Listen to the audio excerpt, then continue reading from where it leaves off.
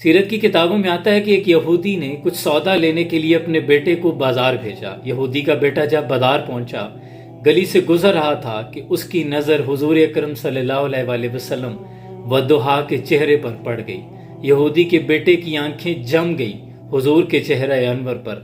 چہرہ ہے کہ انوار دو عالم کا صحیفہ، آنکھیں ہیں کہ بحرین تقدس کے نگی ہیں، ماتھا ہے کہ وحدت کی تجلی کا ہے ورق، عارض ہیں کہ والفجر کی آیت کی امی ہیں، گیسو ہیں کہ واللیل کے بکھرے ہوئے سائے، ابرو ہیں کہ قوسین شب قدر کھلے ہیں، گردن ہے کہ برفر کے زمیں اوج سریا، لب صورت یاقوت شعوں میں دھلے ہیں، قد ہے کہ نبوت کے خد و خال کا معیار، بازو ہیں کہ توحید کی عظمت کے علم ہیں، سینہ ہے کہ رمز دل ہستی کا خزینہ، پلکیں ہیں کہ الفاظ رخ لوح و قلم ہیں، یہ دانت شرازہ شبنم کے تراشے، یاقوت کی وادی میں دمکتے ہوئے ہیرے، شرمندہ تاب لب دندان پیغمبر، حرف بسنا خانی خامہ بسریرے، باتیں ہیں کہ طوبہ کی چٹکتی ہوئی کلیاں، لہجہ ہے کہ یزداں کی زباں بول رہی ہے، خطبے ہیں کہ ساون کے امڑتے ہوئے بادل، کہ رات ہے کہ اسرار جہاں کھول رہی ہے۔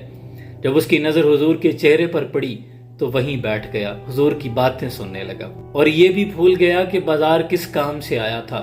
بیٹھے بیٹھے گھنٹوں گزر گئے۔ ادھر اس کا باپ یہودی اپنے گھر میں کبھی اندر جاتا ہے کبھی باہر آتا ہے کہ اکلوتا میرا بیٹا ہے، بازار گیا تھا ابھی تک واپس نہیں آیا، میں نے اسے کہا تھا کہ جلدی آ جانا۔ شام کی اذان ہوئی، نماز بھی ختم ہوئی، رات گئے۔ جب وہ گھر آیا تو یہودی نے پوچھا کہاں رہ گئے تھے؟ کہنے لگا کہ مجھے خود نہیں معلوم، وہ تو دل کی دنیا اس کی لٹ چکی تھی۔ تو باپ نے پوچھا کہ سودا لینے بھیجا تھا وہ کہاں ہے؟ کہنے لگا سودا تو میں لے آیا ہوں۔ تو باپ غصے سے کہنے لگا کہ سودا ہے کہاں، مجھے دکھاؤ تو صحیح۔ کہنے لگا کہ کاش تمہاری آنکھیں ہوتی تو میں تمہیں دکھاتا کہ سودا کہاں ہے۔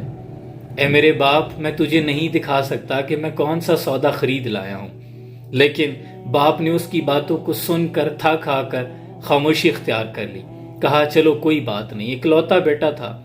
اب یہودی کے بیٹے کی یہ عادت بن گئی، وہ آئے روز نکل جاتا، حضور کی بارگاہ میں جا کر پیچھے بیٹھ جاتا اور چہرہ انور پر نظریں جمائے بیٹھا رہتا۔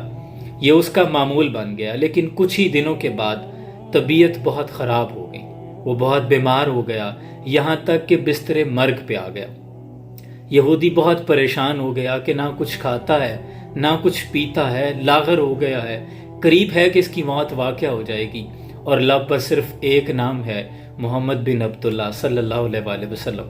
یہودی کو اور کچھ نہیں سوجا، حضور کی بارگاہ میں تشریف لے آیا، آ کر کہنے لگا کہ اے محمد صلی اللہ علیہ وآلہ وسلم، محمد بن عبداللہ، حالانکہ میں آپ پر ایمان نہیں رکھتا، لیکن کیا کروں، میرا بیٹا آپ پہ دل ہار بیٹھا ہے، خدا کے لیے ایک نظر آ کر اپنے عاشق کو دیکھ لیجئے، شاید اس کی جان نکل جائے۔ قربان جاؤں مصطفیٰ کریم آقا صلی اللہ علیہ وآلہ وسلم کی رحمت للعالمین پر سراپے رحمت بنے ہوئے حضور نے یہ نہیں فرمایا یہودی سے کہ آپ چلے جائیں میں آتا ہوں۔ حضور نے رخ انور کو صحابہ کی جانب موڑا، فرمایا کہ اے ابو بکر، عمر، عثمان، علی، بلال، اٹھو، اپنے عاشق سے ملنے چلتے ہیں، اس کا بھی دیدار کرتے ہیں اور اسے بھی اپنا دیدار کرواتے ہیں۔ قربان جاؤں، حضور اس کے گھر کی طرف چل پڑے۔ جب اس کے گھر پہنچے، اس کے بستر پر پہنچے، اسے دیکھا کہ وہ لیٹا ہوا ہے۔ حضور نے اس کے ماتھے پر جلتی ہوئی پیشانی پر جب دست شفقت رکھا، قربان جاؤں کیا منظر ہوگا۔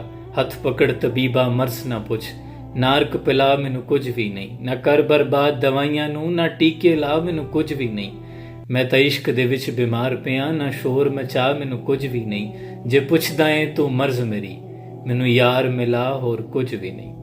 جب حضور نے جلتی ہوئی پیشانی پہ ہاتھ رکھا ہوگا، روح تک اتر گئی ہوگی تاثیر مسیحائی کی، اس کے مقدر پہ قربان جاؤں، حضور نے جب ہاتھ رکھا تو بے جان جسم میں جان سی آ گئی۔ وہ جن کے آنے سے مرجھائی کلیاں کھلی، اس کو لے باد محبت پہ لاکھوں سلام، جن کے آگے تنی گردنیں جھک گئی، اس خدا داد شوکت پہ لاکھوں سلام۔ جب اس کے چہرے پر مسکراہٹ آئی، آنکھوں میں جیسے زندگی لوٹ آئی ہو، اس نے آنکھیں کھولی، حضور کے چہرے پہ نظر پڑی تو جیسے پھر سے زندگی مل گئی ہو۔ حضور نے فرمایا اب آنکھ کھل گئی ہے تو کلمہ پڑھ لو۔ یہودی کا بیٹا یہودی کی طرف دیکھنے لگا، تو باپ کہنے لگا کہ اب میری طرف کیا دیکھتا ہے، جیسے محمد بن عبداللہ کہتے ہیں ویسا کر لو۔ تو یہودی کا بیٹا کہنے لگا کہ حضور میرے نامہ اعمال میں تو کچھ نہیں ہے۔ حضور نے فرمایا تو مجھ پہ ایمان لے آ، تو میرا ہو جا، جنت تیری ہو جائے گی، تجھے جنت پہنچانا میرا کام ہے۔ ابھی اس نے کلمہ پڑھا ہی تھا، آخری الفاظ نکلنے تھے لب سے، محمد رسول اللہ۔ کلمہ جسم میں داخل ہوا کہ روح پرواز کر گئی۔ اسی کے ساتھ باپ رونے لگا اور کہنے لگا کہ اے محمد بن عبداللہ صلی اللہ علیہ وآلہ وسلم، گو میں آپ سے اتفاق نہیں کرتا، لیکن اب یہ آپ پر ایمان لا چکا ہے، لہٰذا یہ اب آپ کا ہو چکا ہے، اب آپ اسے لے جا سکتے ہیں، اپنے مطابق اسے دفن کیجیے۔ قربان جاؤں اس عاشق کے مقدر پہ۔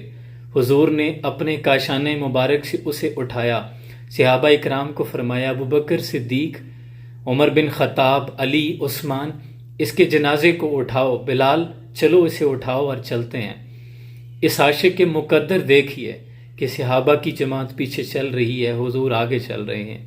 صحابہ نے غسل دیا، کفن دیا، قبر کھودی گئی۔ قربان جاؤں مصطفیٰ کریم آقا صلی اللہ علیہ وآلہ وسلم خود قبرستان تشریف لے گئے، بلکہ اس کی قبر میں حضور خود تشریف لے آئے، اور حضور اس کی قبر کے اندر پاؤں کے بل نہیں بلکہ پاؤں کی انگلیوں کے بل چل رہے ہیں۔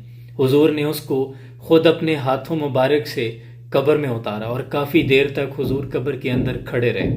حضور کا چہرہ زرد ہو گیا۔ جب حضور باہر تشریف لے آئے تو صحابہ نے پوچھا، یا رسول اللہ صلی اللہ علیہ وآلہ وسلم، حضور آپ نے خود کو کیوں تھکایا؟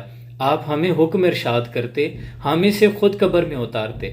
تو حضور نے فرمایا، کیا میں نے اس سے وعدہ نہیں کیا تھا کہ میں اس کی قبر کو جنت بناؤں گا یا اسے جنت لے جاؤں گا؟ اس لیے مجھے خود قبر میں آنا پڑا۔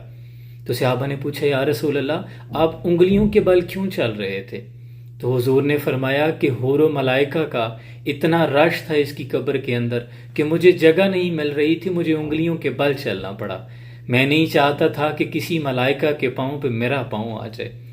اور حضور کی آنکھوں میں آنسو تھے، اور حضور یہی دعا فرما رہے تھے کہ اللہ تیرا شکر ہے تو نے میرے صدقے اس شخص کو بخش دیا، اللہ تیرا شکر ہے تو نے میرے صدقے اس شخص کو بخش دیا۔ قربان جاؤں اپنے ایک امتی کے لیے حضور کتنا درد رکھتے ہیں۔ پہلے سجدے پہ روز ازل سے درود، یادگاری امت پہ لاکھوں سلام۔ اے امتی تیرے بختوں پہ قربان جاؤں، کس قدر شفیق آقا کا تو امتی ہے۔ قطرے کو سمندر، ذرے کو ستارہ کرتے ہیں، کونین کو خام آ جاتا ہے جب زلف سنوارا کرتے ہیں۔ فدا کا امی و ابی یا رسول اللہ صلی اللہ علیہ وآلہ وسلم۔ سلام پہنچے۔